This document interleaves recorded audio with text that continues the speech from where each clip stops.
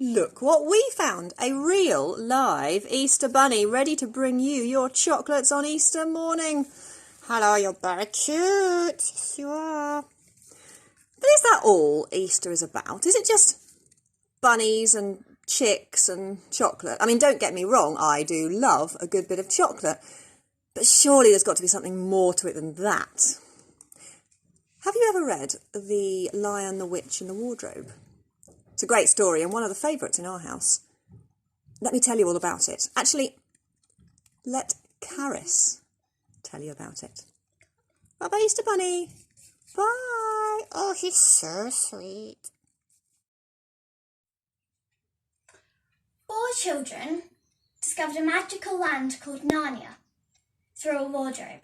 When they were in Narnia, they found out that an evil witch was keeping it always winter but never Christmas. There was a good lion called Aslan, and he was trying to stop the evil witch. All the inhabitants of Narnia were in some way magical.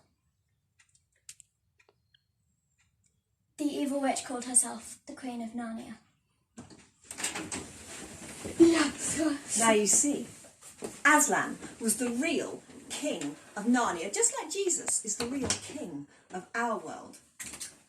But Edmund, one of the brothers, he turned against Aslan, and the witch said because he was a traitor, he belonged to her. And she got to kill Aslan in Edmund's place because Aslan was willing to take Edmund's punishment for doing wrong. Lucy and Susan stayed with Aslan's body. When the White Witch had killed him, they stayed with Aslan's body all night, cold and crying. But then in the morning, this happened.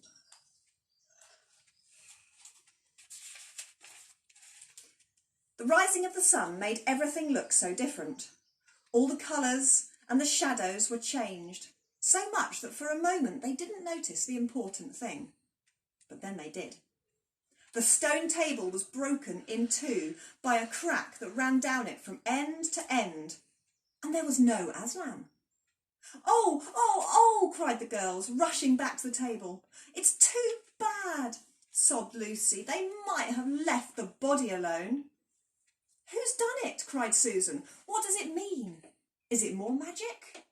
Yes, said a great voice from behind their backs. It is more magic. They looked around, and there, shining in the sunrise, larger than they had seen him before, shaking his mane, stood Aslan himself. Oh, Aslan! Cried both the children, staring up at him, almost as frightened as they were glad. Aren't you dead then, dear Aslan? Said Lucy. Not now, said Aslan.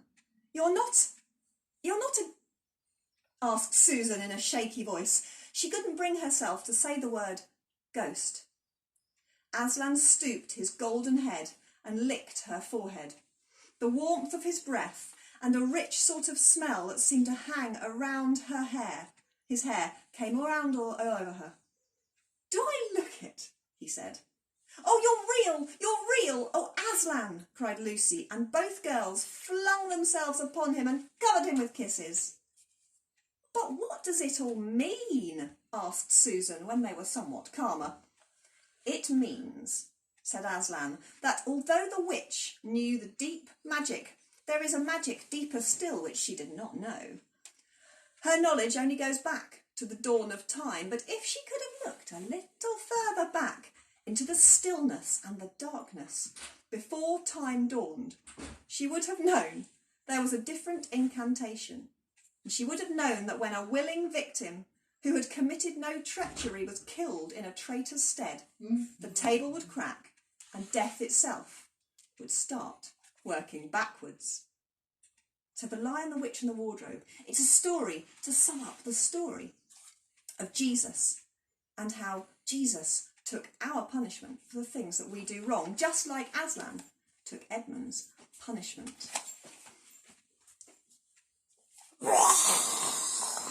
Oh no, that's Aslan. Aslan's coming. Run away! is the celebration of Easter.